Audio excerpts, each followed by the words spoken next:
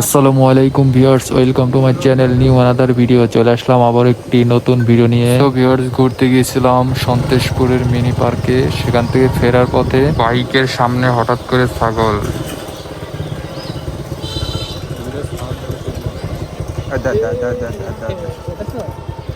কোন দিকে যাইব এটা ঠিক খুঁজে পাওয়া যায় না।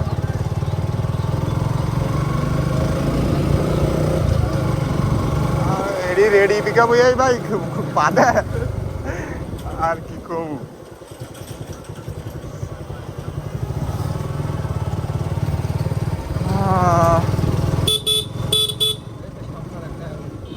দৌড় দিত না, সমস্যা নেই। গালা হুইয়াছিল তো, গাড়ি আইসে আর উঠে ও কাকু কোন দিকে যাচ্ছে?